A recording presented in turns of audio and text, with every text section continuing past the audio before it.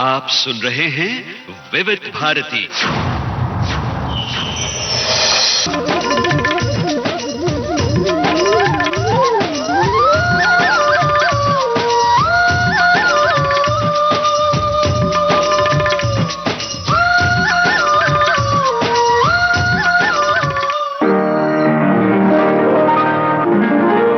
आज के मेहमान। अथ स्वागतम् शुभ स्वागतम् अथ स्वागतम् शुभ स्वागतम् आनन्द मङ्गल मङ्गलम् आनन्द मङ्गल मङ्गलम् हितप्रियम् भारत भारतम् हितप्रियम् भारत भारतम् स्वागतम् शुभ स्वागतम् अथ स्वागतम् शुभ स्वागतम्। आज के मेहमान कार्यक्रम में श्रोताओं, आज लीजिए सुनिए जाने माने शायर और विविध भारती के भूतपूर्व केंद्र निदेशक राजेश रेड्डी से यूनुस खान की बातचीत का दूसरा और अंतिम भाग।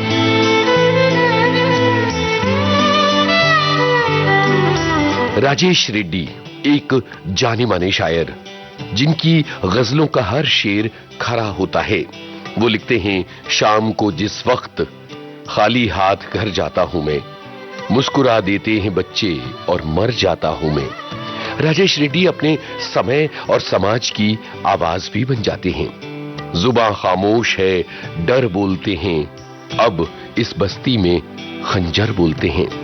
राजेश रेड्डी की शायरी में जिंदगी का फलसफा छलक छलक पड़ता है। वो लिखते हैं, ये जो जिंदगी की किताब है, ये किताब भी क्या किताब है, कहीं एक हसीन सा ख्वाब है, कहीं जानलेवा अजाब है। जिंदगी के डर, जिंदगी की उदासी और जुल्मतों को वो अपनी लेखनी में पिरो देते हैं। घर से निकले थे हौसला करके, लौट आए खुदा खुदा करके। जिंदगी की नाकामियां, उदासियां और विडंबनाएं भी राजेश रेड्डी की लेखनी में नजर आती हैं। जिंदगी तूने लहू लेके दिया कुछ भी नहीं, तेरे दामन में मेरे वास्ते क्या कुछ भी नहीं। राजेश रेड्डी वो शायर हैं जिन्होंने बड़ी ही मशहूर गजल लिखी, जिसे पंकज उधास ने गाया, यहां हर शख्स हर पल हादसा होने से डरता है, खिलौना है जो मिट्टी का फना होने से डरता है। कई वर्षों तक राजेश रेड्डी विविध भारती के हेड रहे। उन्होंने विविध भारती को नई ऊंचाइयों तक पहुंचाया। जाने माने शायर और विविध भारती के हमारे पुराने साथी राजेश रेड्डी विविध भारती के स्टूडियो में मौजूद हैं और मैं उनका बहुत बहुत स्वागत कर रहा हूं। बहुत बहुत शुक्रिया यूनुस और विविध भारती पूरे परिवार को।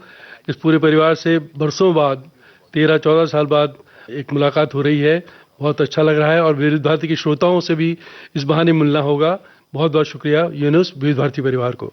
मुझे ऐसा लग रहा है जैसे अभी वो जमाना लौट आया जब आप विविध भारती के मुखिया हुआ करते थे और ढेर सारे काम हम लोग मिलकर एक साथ किया करते थे। जी, वो बहुत प्यारा जमाना था और एकदम तुमसे मिलके और विविध भारती में आने के बाद वो जमाना फिर एकदम तरोताज़ा हो गया और वो ऊर्जा, वो उत्साह, वो उमंग और श्रोताओं के साथ वो लगाव एकदम आंखों के सामने आ गया। जी, खुश हुआ जी। क्या बात है सर। बातें हो रही हैं जयपुर के जमाने की और आपने बताया कि न केवल आपने नाटक किए बल्कि वहां एक कंपोजिशन वाला मामला भी लगातार चलता रहा और अलग अलग कार्यक्रमों की अपनी योजना भी चलती रही। तो एक तरह से आपका वो रचनात्मक उत्कर्ष का पूरा दौर था। जयपुर के बाद आप यात्रा जीवन की आपको कहां ले गई? जयपुर के बाद मेरा ट्रांसफर जो है 5 साल पूरे हो जाने के बाद जी अल्मोड़ा हुआ। अरे गजब, पहाड़ों पर। पहाड़ों पर। और मेरे जीवन का वो सबसे कष्टप्रद, मतलब यूं नहीं, मतलब मुझे अल्मोड़ा स्टेशन शुरू होने वाला था उस वक्त। तब तक शुरू नहीं हुआ था। जो शुरुआती स्टाफ भेजा जाता है ना, तो उनमें से मैं प्रोग्राम की तरफ से मैं था, फिर इंजीनियर्स थे, तो सेंटर तब तक शुरू नहीं हुआ था, हम भी जाना था। तो लेकिन मैं मैदान पे रह इतना आदी था और होमसिक तो मैंने बताया था शुरू से था। तो वो पहाड़ों की जिंदगी मेरे लिए बहुत कठिन थी, मतलब। और परिवार भी था, बच्ची छोटी थी तब।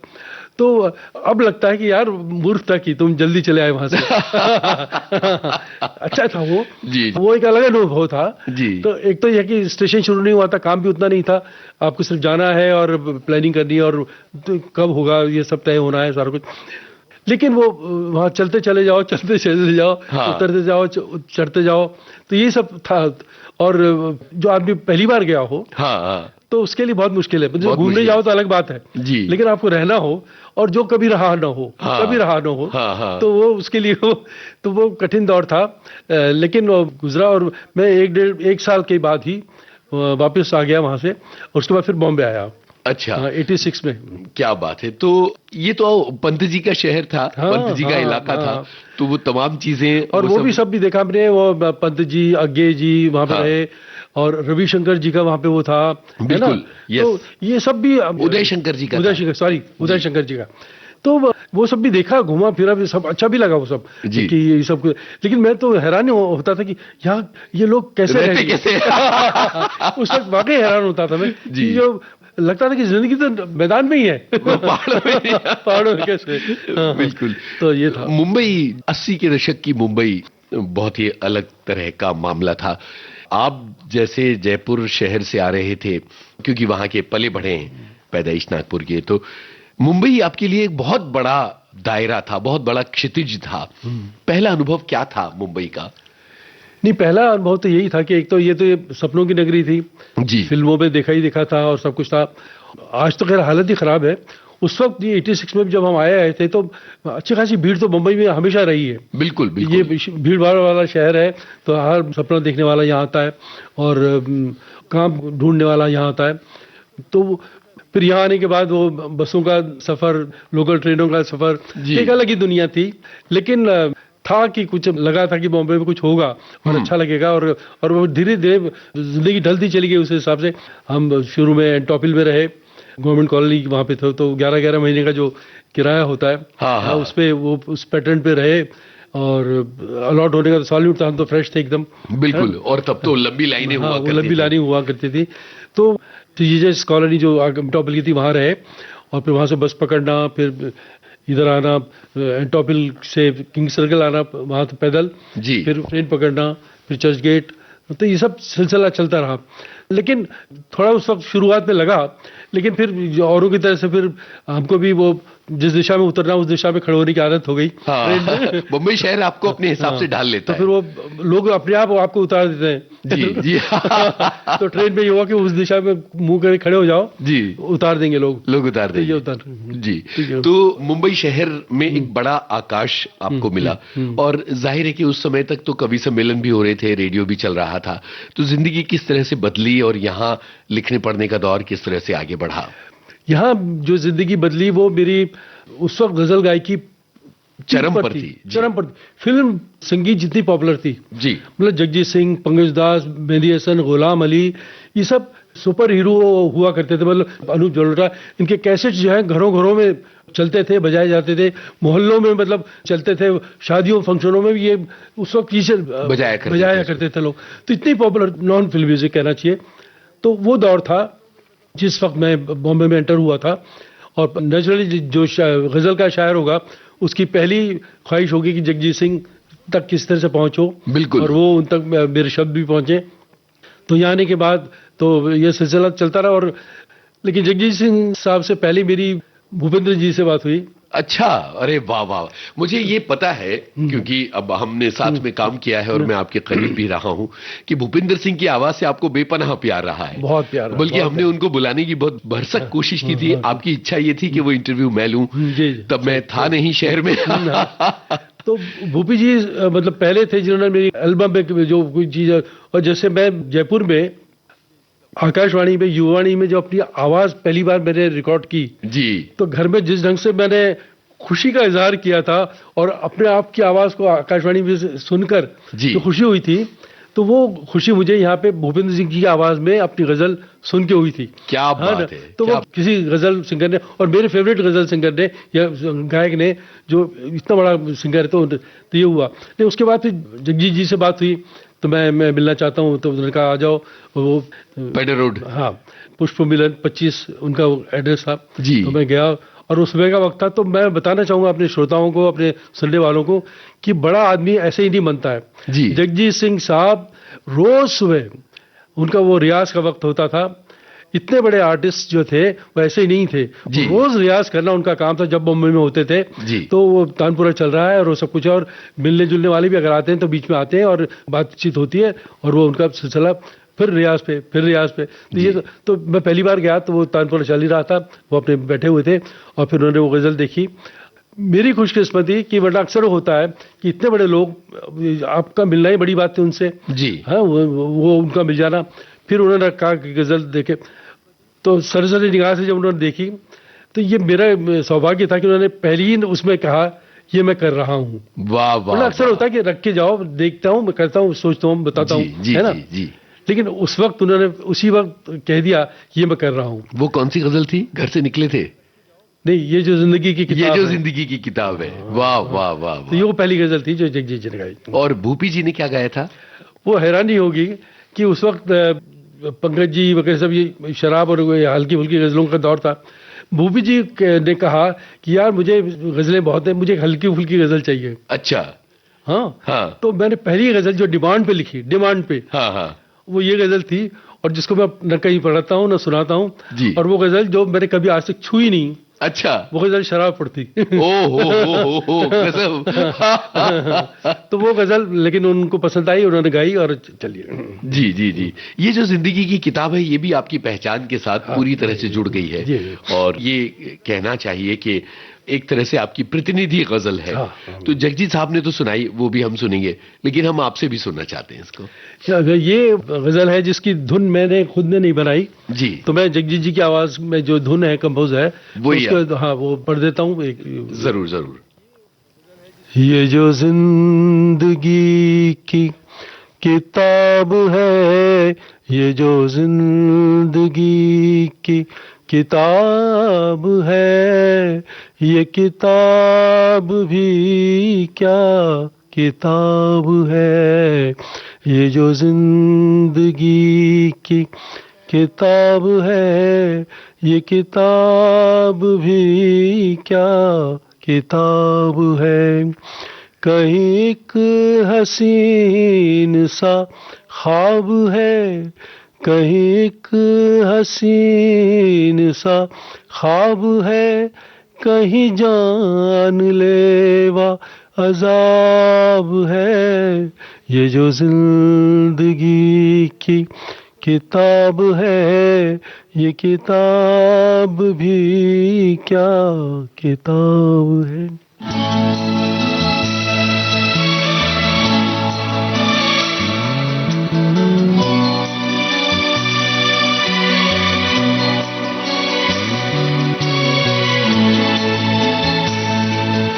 ये जो जिंदगी की किताब है, ये जो जिंदगी की किताब है, ये किताब भी क्या किताब है।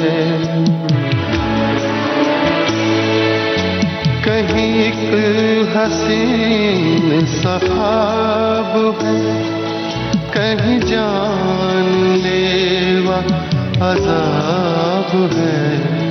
ये जो जिंदगी की किताब है, ये जो जिंदगी की किताब है, ये किताब भी क्या किताब है।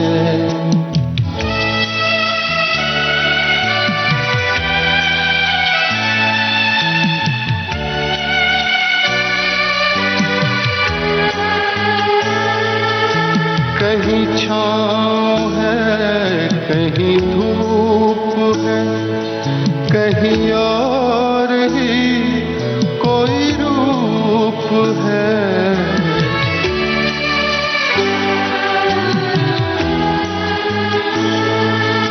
कहीं छाँव है, कहीं धूप है, कहीं और ही कोई रूप है।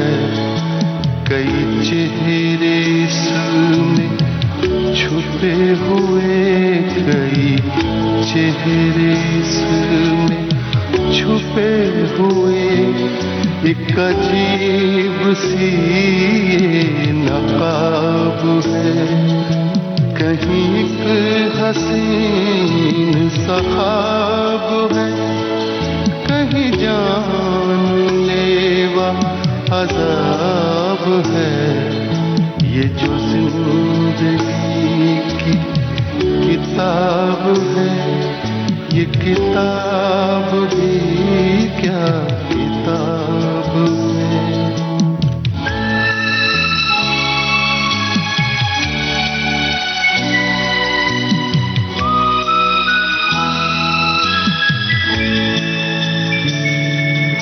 कहीं खो दिया, कहीं पा लिया, कहीं रो लिया, कहीं गा लिया।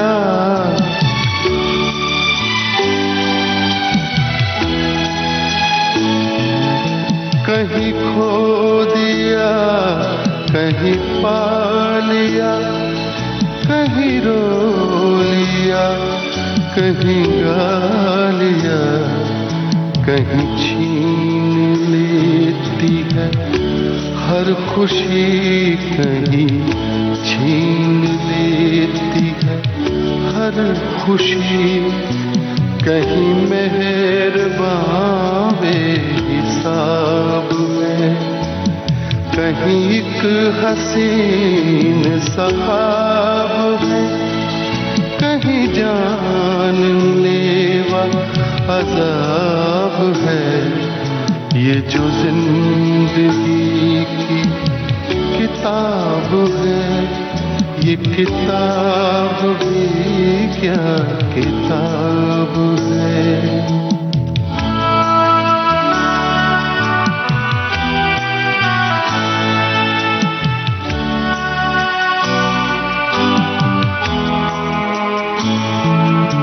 कहीं आंसुओं की है दास्तां, कहीं मुस्कुराहटों का बयां।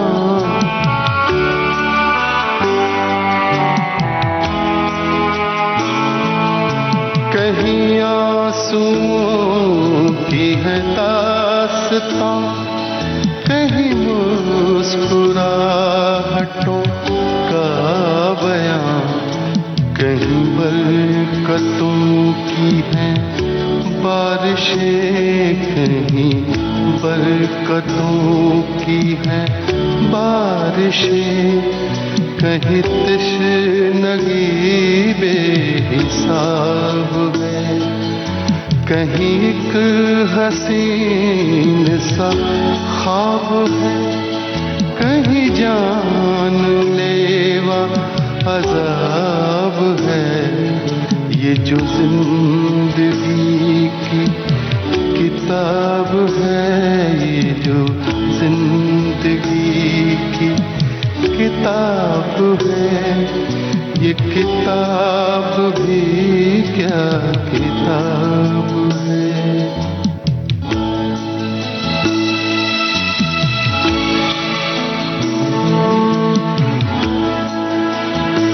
क्या बात है।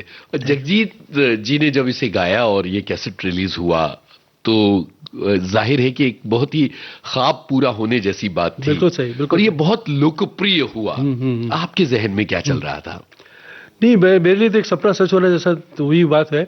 और फिर जिस ढंग से इन्होंने गाया, जी जी, और ये कंसर्ट्स में भी अक्सर गाया करते थे खूब। और सोशल मीडिया तो अब आया है, लेकिन कभी कभी मैं देख लेता हूँ और लोग बताते हैं इस गजल की जो लिसनिंग हुई है, जो व्यूअरशिप है, और वो इतनी है कि पूछ मतलब खूब है। बिल्कुल और उसके जो कमेंट्स है लोगों के, ये गजल वो गजल, और ये जगजीत जी ने बहुत अच्छी गाई है, और ये वो शायरी बहुत अच्छी है, सब कुछ है।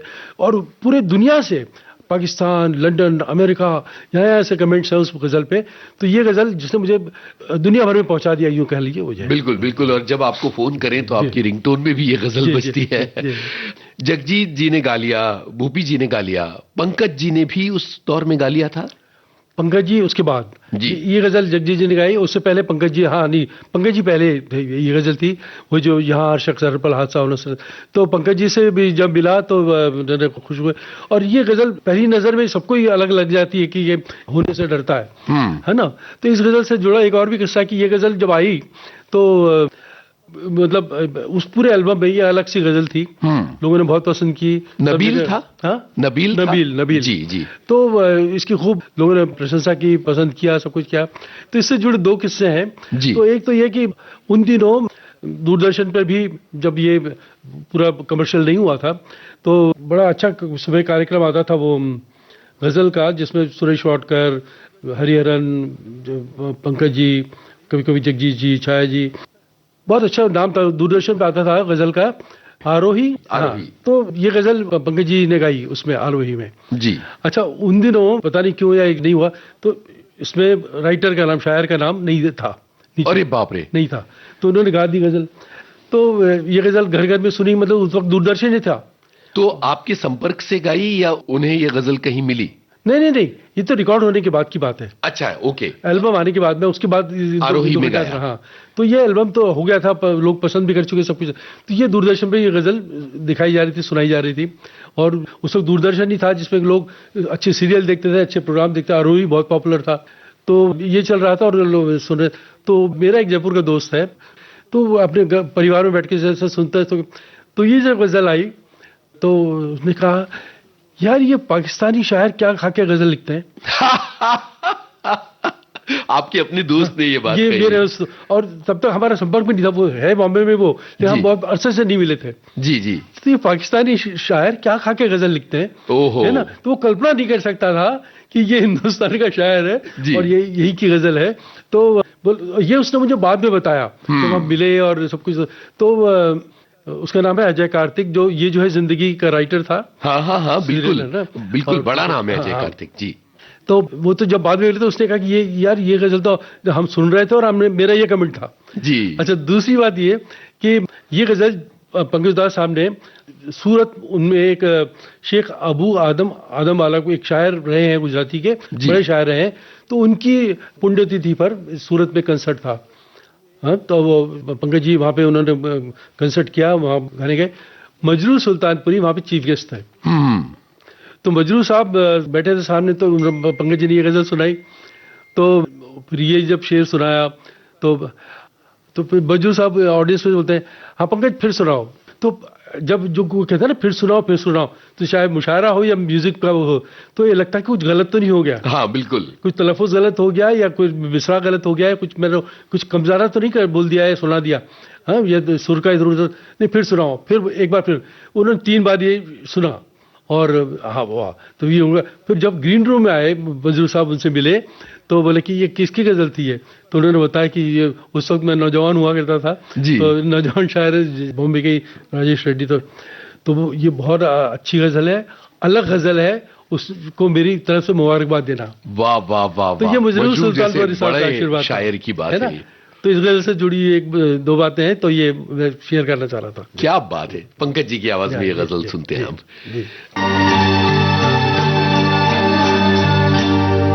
यहाँ हर शख्स हर पल हादसा होने से डरता है। यहाँ हर शख्स हर पल हादसा होने से डरता है। खिलौना है जो मिट्टी का बना होने से डरता है। यहाँ हर शख्स हर पल हादसा होने से डरता है। खिलौना है जो मिट्टी का बना होने से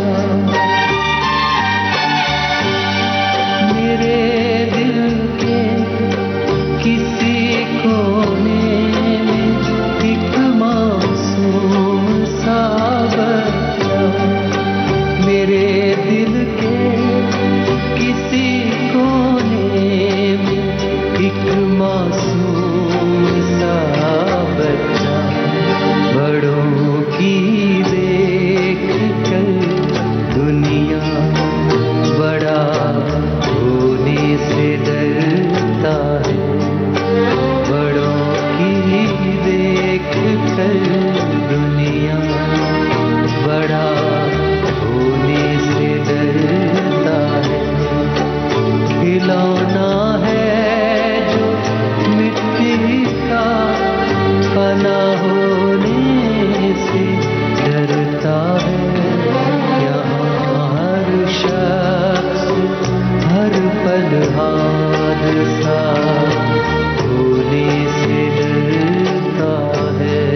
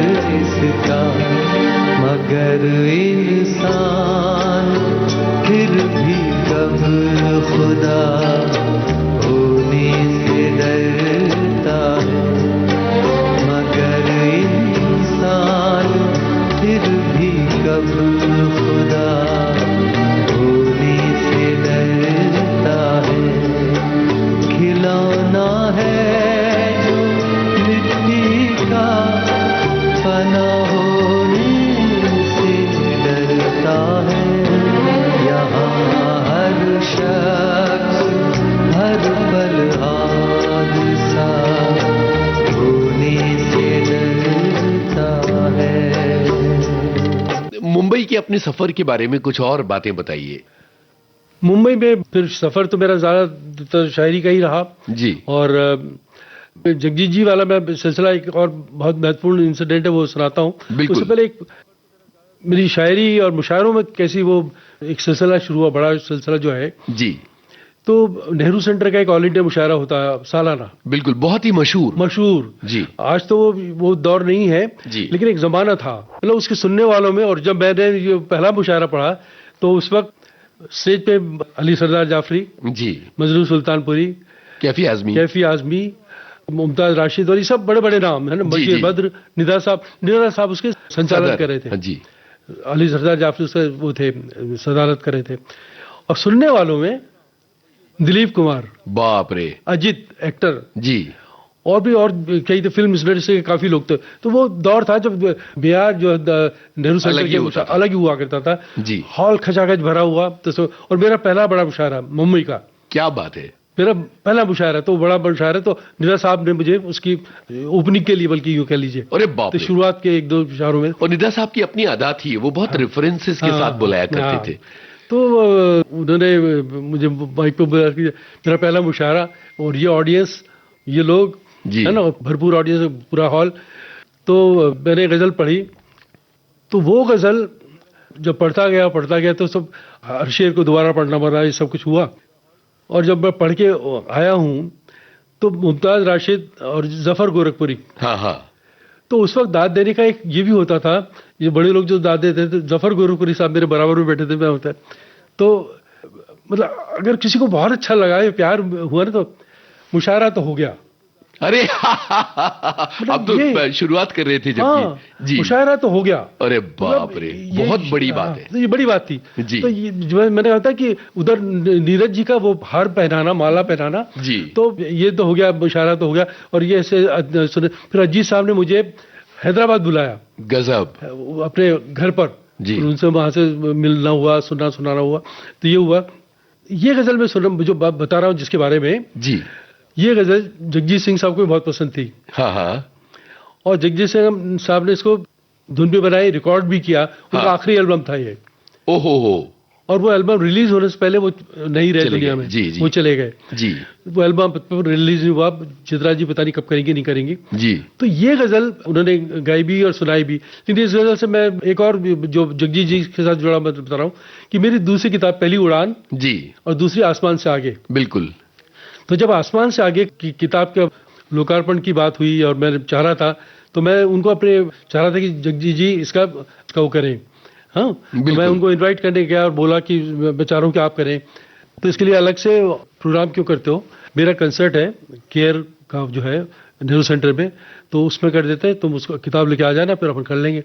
तो मैं चला गया, मुझे उम्मीद नहीं थी कि जो हुआ वो ऐसा होगा। जी जी जी। तो किताब लेके रैपर वेपर सबके रिबन में सब लेके चला गया। तो मैं मिला वहाँ पे, तो उन्होंने कहा कि ठीक है तुम ऑडियंस में बैठो, मैं तुम्हें बुलाऊंगा और वहाँ उसको कर देंगे सब, ठीक है। तो मैं बैठ गया, फिर उन्होंने वो गज़ल गाई, दूसरी गज़ल, जिंदगी तूने लहू लेके दिया कुछ भी नहीं, तेरे दामन में मेरे वास्ते क्या कुछ भी नहीं।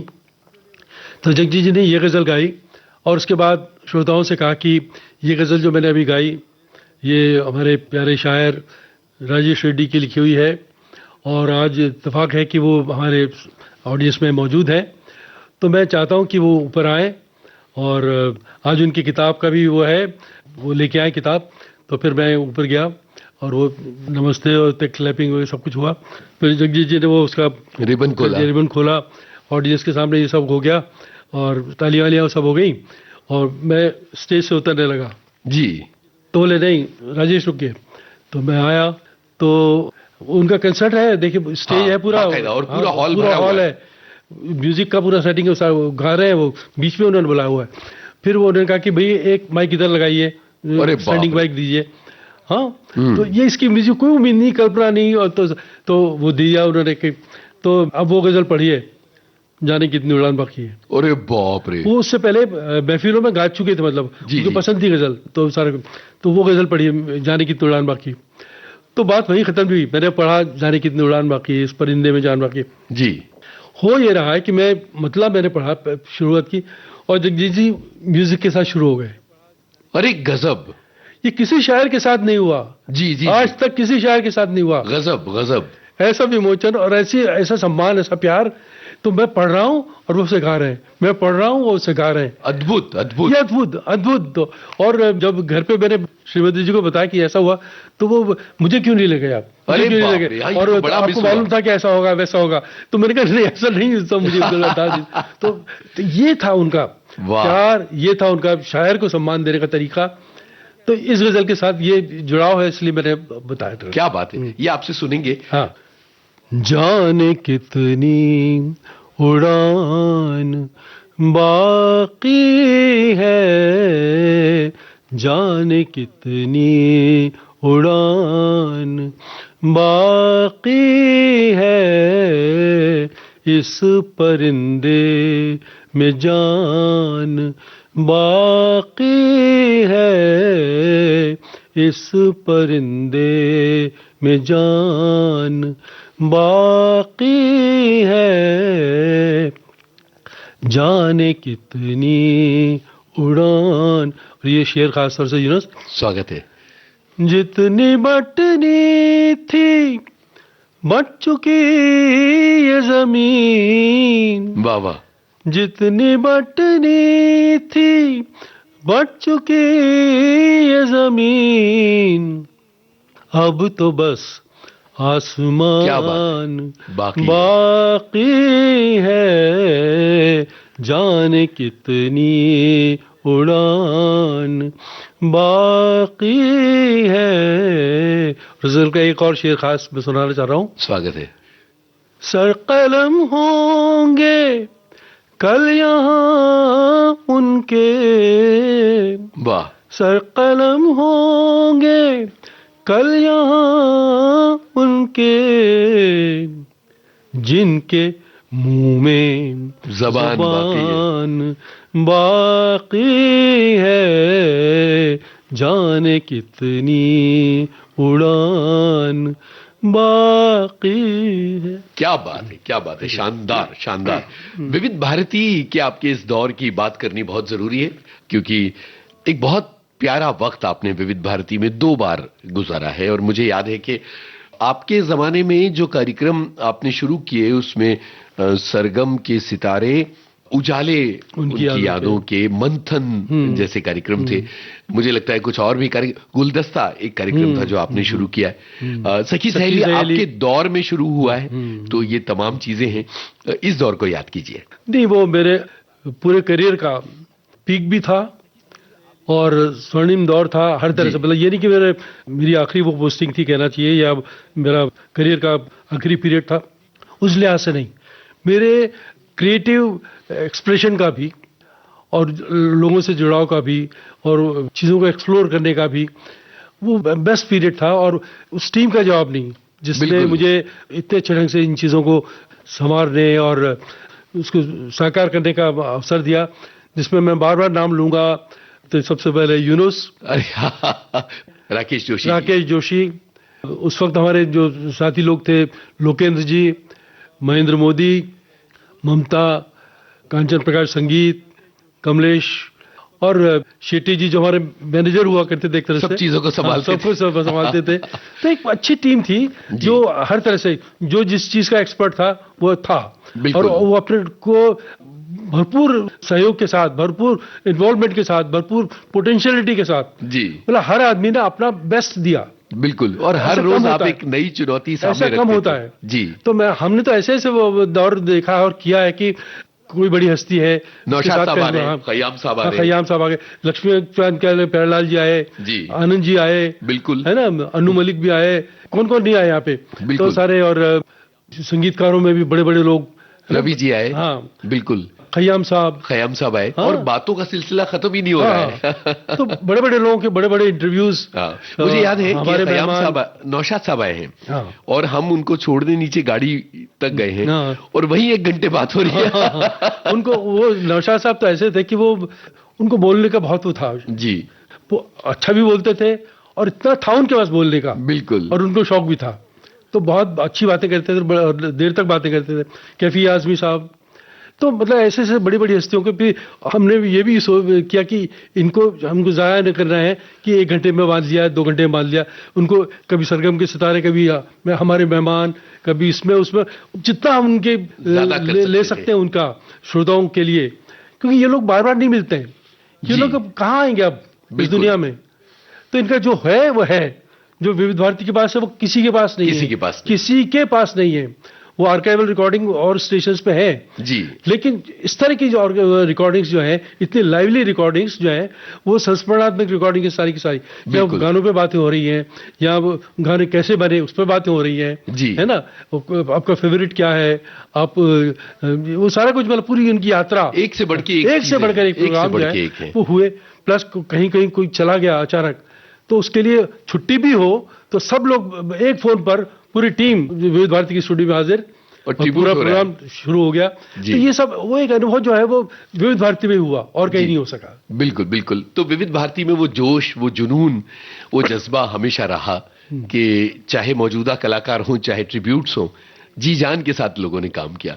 एक चीज जो क्रिकेट का आपका शौक, उसकी भी मैं बात करना चाहूंगा। एक बहुत जुनून रहा है आपको क्रिकेट का। मुझे याद है कि वर्ल्ड कप हो रहा है तो आपने स्पेशल प्रोग्राम शुरू कर दिया था, और मैंने वो चुनौती निभाई थी कि रोज सुबह एक बुलेटिन देना है। क्रिकेट का शौक बहुत अरसे से रहा, और शायद ये हमारा राष्ट्रीय खेल शुरू से रहा है जी। तो थोड़ा बहुत खेला भी, लेकिन देखने का शौक जो है वो, ये तो वो जमाना था, वो दीवानगी का वो आलम था कि इसके लिए मैंने ऑफिस से छुट्टी तक ली है मैच देखने के लिए। जी जी। तो ये भी हुआ है, और खासतौर से जब हम वर्ल्ड कप जीते 83 में, बिल्कुल, तो उसके बाद तो कोई कमाल ही हो गया मतलब। और जब जयपुर में आकाशवाणी में प्रोग्राम एग्जीक्यूटिव था, स्पोर्ट्स भी था, देखता था, तो पाकिस्तान इंडिया का मैच, इंडिया इंग्लैंड का मैच, ये सब देखा और आनंद आया। बिल्कुल, विविध भारती के दौर में भी क्रिकेट पर हमने बहुत कार्यक्रम किए, आपके दौर में, और मंथन किया जब पाकिस्तान गई थी इंडिया की टीम, और ऐतिहासिक दौरा था, दिलीप साहब को रिकॉर्ड किया उस जमाने में, और उन्होंने शुभकामनाएं भेजी इंडिया की टीम को, तो एक जुनून उससे मैं वाकिफ हूँ। जिंदगी तूने लबों के दिया कुछ भी नहीं,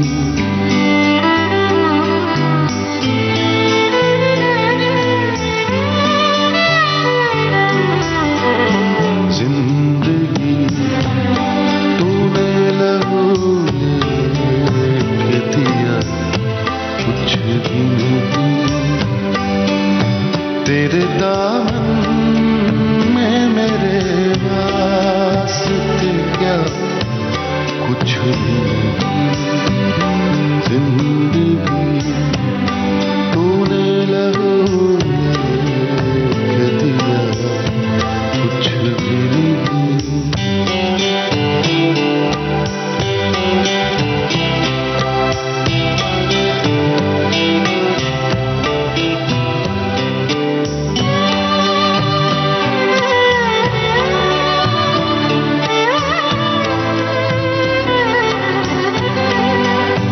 मेरे इन हाथों की चाहो तो तलाशी ले लो, मेरे इन हाथों की चाहो तो तलाशी ले लो, मेरे हाथों में लकीरों के सिवा कुछ भी नहीं, जिंदगी तूने लबों के दिया कुछ भी नहीं।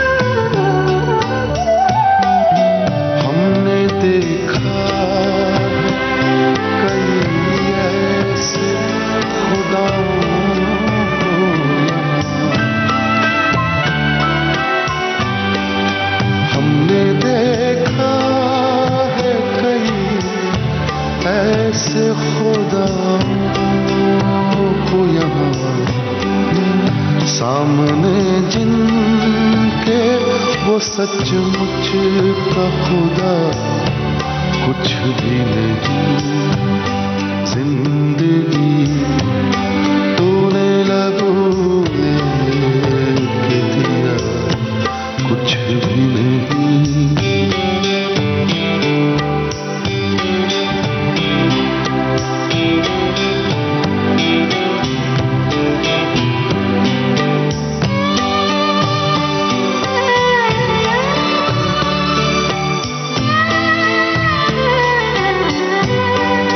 या खुदा के ये किस रंग आए है बहार,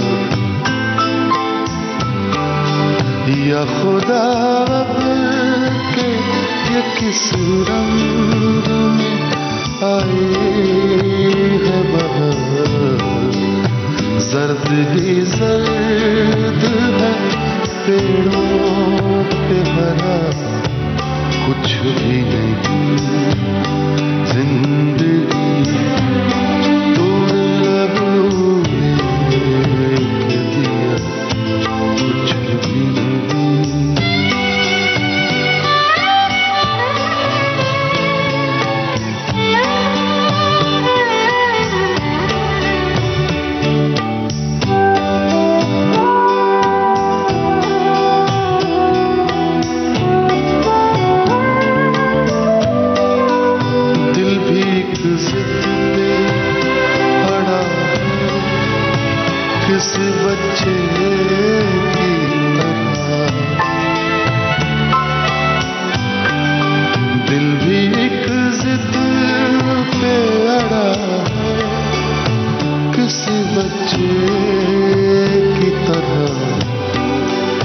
या तो सब कुछ ही इसे चाहिए या कुछ भी नहीं। एक जरूरी बात रह गई है और वो है रेखा जी से आपकी मुलाकात की बात। रेखा का यूं है कि वो हम लोग एमए में साथ थे। जी जी। एमए हिंदी लिटरेचर में राजस्थान यूनिवर्सिटी में, तो एक ही क्लास में थे और हम दोनों का बैकग्राउंड बिल्कुल अलग था। मैं जैसे मैंने बताया, हमारे पिताजी पीएटी डिपार्टमेंट में काम करते थे, तो एक लोअर मिडिल क्लास फैमिली, सरकारी मुलाजिम के बेटा, वो उस तरह से परिवार में पला बड़ा, लेकिन सांस्कृतिक रूप से हम लोग बहुत समृद्ध थे। लेकिन जो रेखा की जो फैमिली है वो सिंधी कम्युनिटी है, वो लालवानी रहे हैं मतलब, तो वो बिजनेस में थे। जापान में हमारे फादर इन लॉ, दोनों brother in law Hong Kong, Manila, तो वो उनका बैकग्राउंड ही अलग था, मतलब उनका आर्थिक स्तर भी बहुत अलग था जी। तो कोई संभावना नहीं थी इसकी, लेकिन वो जो होता है वो होता है। तो जब उस वक्त मेरी थोड़ी बहुत पहचान गीतकार के रूप में, थोड़े पत्रकार के रूप में सब होने लगी थी, लिखने वाले के तो और अट्रैक्शन भी हो ही गया था और हम लोगों में मिलना जुलना सब कुछ है। लेकिन शादी तक की बात, ये उनका साहस था। जी जी। प्रपोज तो नेचुरली मैंने ही किया था, लेकिन हमारा बैकग्राउंड बिल्कुल अलग था और विलोम था एक तरह से। तो उसके बावजूद उन्होंने हिम्मत दिखाई, उन्होंने कहा ठीक है। और ये कहानी बड़ी दिलचस्प है जी। तो घर में बता के तो उन्होंने कहा कि संभव नहीं है। ओके। घर में तो वहाँ तो राजी होने का सवाल ही नहीं उठता कि वो मान जाए। तो अच्छा, उस वक्त हमारे in law, father in law Japan में रह रहे थे, ये हमारी जो सास है मदर इन लॉ जो है वो उनके साथ ये रह रही थी, सब कुछ, दोनों भाई बाहर थे। तो घर का कोई पुरुष यहाँ मौजूद नहीं था और माँ को भी ये बताने की, और इस हालत में वो उम्मीद नहीं थी कि हो जाएगा। तो ठीक है, तो हमने कहा कि हम आर्य समाज में शादी करते हैं। अरे बाप रे। तो आर्य समाज में तय हुआ शादी। हम मेरे कोई निकट के मित्र 5-7, और उस वक्त भी मतलब मैं, क्योंकि अपने कॉलेज के ज़माने से अपनी एक्टिविटीज़ की वजह से लिखने पढ़ने और थिएटर का जो माहौल था, तो अपने लेक्चरर्स का चहेता बन गया था, मतलब ये था। तो वो सब आगे आगे करते थे। तो मेरे 2-3 जो लेक्चरर्स थे वो शादी में आए। अरे वाह। आर्य समाज की शादी में। क्या बात है। तो वो उन्होंने संभाला और सब कुछ हुआ। अच्छा, हुआ ये कि मैं शादी के बाद वो अपने घर चली गई। अरे मैं अपने घर चला आया। जी जी जी। तो उन्होंने कहा कि अब मैं बता सकती हूँ कि मैंने शादी कर ली है। और तो अब तो कुछ हो नहीं सकता, होंगी नहीं सबकी। तो हमारे जो लेक्चरर्स थे, तो नेचुरली वहां से रेजिस्टेंस होना था कि नहीं तुम्हारे पिताजी को बुलाते हैं, वो करते हैं। तो उन्होंने वो दौड़े जापान से लौट के आए। फिर उन्होंने सब बता दिया सब कुछ। तो बोले हाँ क्यों नहीं, हम उनसे बात करेंगे, उनको बुलाते हैं, सब कुछ करते हैं। लेकिन उन्होंने कहा कि नहीं, ये मुझे लग नहीं रहा कि मानेंगे। तो मुझे यहाँ से ले जाओ। अरे बाप रे। ये इनकी हिम्मत बता रहा हूँ मैं अब। तो मुझे ले जाओ यहाँ से। तो मैं अपने 2 लेक्चरर्स के साथ घर गया हूँ उनके। गजब। और हमारे फादर इन लॉ जो मौजूद थे, तो हाँ ये बैठी चाय वाय पी, सब कुछ किया। तो उन्होंने वही कहा कि थोड़ा हमें वक्त दीजिए ना, हम ढंग से करते हैं, करेंगे उसको कुछ। लेकिन ये फिर मुझे अलग ले गई। बोले नहीं, ये नहीं हो रहा है, ये नहीं होने देंगे। मैं भी चलूंगी। गजब। मैं भी चलूंगी। तो फिर उन्हीं के साथ हम लोग बाहर आ गए और हम लोग निकल आए। और फिर मैंने अपने घर वालों को भी तब बताया। जी जी जी। जब उनको लेके आया कि मेरी शादी हो गई है और ये है। तो इस तरह से ये पूरी कहानी हुई। और इसके पीछे मेरी तो जो है सो है, सारा साहस इनका है। क्या बात है। ये उस जमाने में जी, शानदार शानदार। तो ये अद्भुत कहानी रही है और ये हमारे सुनने वालों के साथ शेयर हुई तो ये भी एक दिलचस्प है। सबसे अच्छी मुलाकातें वो होती हैं जिनमें आगे की गुंजाइश छूट जाए। तो बहुत सारी चीजें हैं, बहुत सारी बातें हैं, 2 एपिसोड में उनको समेटना बड़ा मुश्किल था। आगे फिर मिलेंगे और कुछ बहुत सारी बातें आपके साथ की जाएंगी। चलते चलते आपसे कुछ सुनना चाहेंगे। मैं 2-3 शेर सुनाता हूँ। जी जरूर, इरशाद। ये रोजमर्रा का सच हम सबके साथ। किसी दिन जिंदगानी में किसी दिन करिश्मा क्यों नहीं होता। वाह। किसी दिन जिंदगानी में करिश्मा क्यों नहीं होता। मैं हर दिन जाग तो जाता हूँ, जिंदा क्यों नहीं होता, वाह वाह वाह वाह वाह। किसी दिन जिंदगानी में करिश्मा क्यों नहीं होता, मैं हर दिन जाग तो जाता हूँ, जिंदा क्यों नहीं होता। वाह वाह। मेरी एक जिंदगी के कितने हिस्सेदार हैं लेकिन, मेरी एक जिंदगी के कितने हिस्सेदार हैं लेकिन, किसी की जिंदगी में मेरा हिस्सा क्यों नहीं होता। वाह वाह वाह। मेरी एक जिंदगी के कितने हिस्सेदार हैं लेकिन, किसी की जिंदगी में मेरा हिस्सा क्यों नहीं होता। और दो छोटी छोटी बहर के शेर। इरशाद। एक तो ये शेर के, एक आंसू कोरे कागज पर गिरा। वाह। एक आंसू कोरे कागज पर गिरा और अधूरा खत मुकम्मल हो गया। वाह वाह वाह वाह वाह वाह। क्या एक आंसू कोरे कागज पर गिरा और अधूरा खत मुकम्मल हो गया। क्या बात है। और ये शेर आखिर में, गम छुपाना कोई मजाक नहीं, गम छुपाना कोई मजाक नहीं, देर तक मुस्कुराना पड़ता है। वाह वाह वाह वाह वाह वाह वाह वाह वाह। क्या बात, क्या बात। गम छुपाना कोई मजाक नहीं, देर तक मुस्कुराना पड़ता है। क्या बात है, क्या बात है। सर, इतनी सारी बातें हुई, मैं चाहता हूं कि एक ऐसी गजल सुनाएं जो आपके इस पूरे रचनात्मक सफर की रिप्रेजेंटेटिव हो, जो आपके मन की हो, जिसे आप जरूर सुनाना चाहें। यूनुस, ये गजल मैं इसलिए खास महसूस करता हूं अपने क्रिएटिव सफर की, कि रामपुर की एक बहुत मशहूर लाइब्रेरी है, रजा लाइब्रेरी। जी जी बिल्कुल। तो उसमें रिसर्च का नामी गिरामी लोग तो आए, बहुत अच्छी महफिल थी। तो उसमें ये गजल जो मैंने पढ़ी जी, तो इतना प्यार मिला, तरह मुशायरा था जो मेरा पहला अनुभव था। जी जी। मतलब किसी लाइट होता है। हाँ। लेकिन ये गजल मुझे वहां 2 बार पढ़नी पड़ी। क्या बात है। इतना प्यार मिला, तो वो हासिल मुशायरा साबित हो गई। वाह। तो इसलिए मेरे लिए वो जो है बड़ी यादगार गजल रही। तो मैं वो उसके कुछ शेर पढ़ देता हूँ। इरशाद। अब क्या बताएं टूटे हैं कितने कहाँ से हम, अब क्या बताएं टूटे हैं कितने कहाँ से हम, अब क्या बताएं टूटे हैं कितने कहाँ से हम,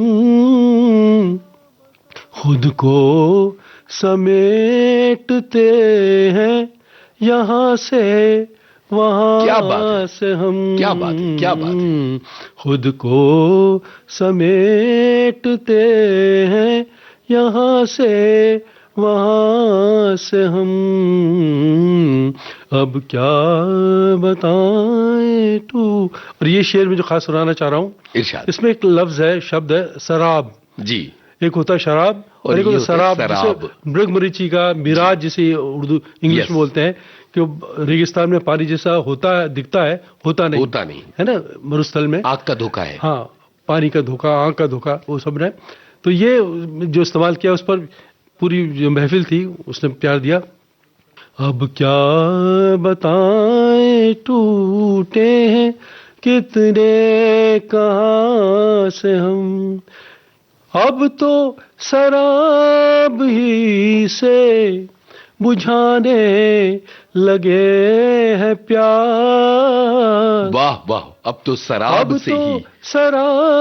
ही से बुझाने लगे हैं प्यास, लेने लगे हैं काम यकीन का गुमान से हम, लेने लगे हैं काम यकीन का गुमान से हम, अब क्या बताएं टूटे हैं कितने कहाँ से हम। क्या बात है, क्या बात है। तो आगे की बातचीत के लिए प्रयास बाकी है। बहुत बहुत शुक्रिया, आप विविध भारती के स्टूडियो में आए और इतनी बातें की। बहुत बहुत शुक्रिया यूनुस, और पूरे विविध भारती परिवार को मेरी तरफ से धन्यवाद, आभार। और अपने पूरे परिवार में फिर एक बार अपने पुराने दोस्तों से मिलने के लिए और पुराने श्रोताओं से मिलने के लिए, मिलाने के लिए मैं आभारी हूँ। बहुत बहुत शुभकामनाएं। धन्यवाद। शुक्रिया सर, शुक्रिया। ये था जाने माने शायर और विविध भारती के भूतपूर्व केंद्र निदेशक राजेश रेड्डी से यूनुस खान की बातचीत का दूसरा और अंतिम भाग। रिकॉर्डिंग इंजीनियर भावना सिंदल, संपादन सहयोग रीमा जोशी का। विविध भारती की ओर से इस कार्यक्रम के प्रस्तुतकर्ता जुबैर खान। अब आज के मेहमान कार्यक्रम समाप्त होता है। आज के मेहमान।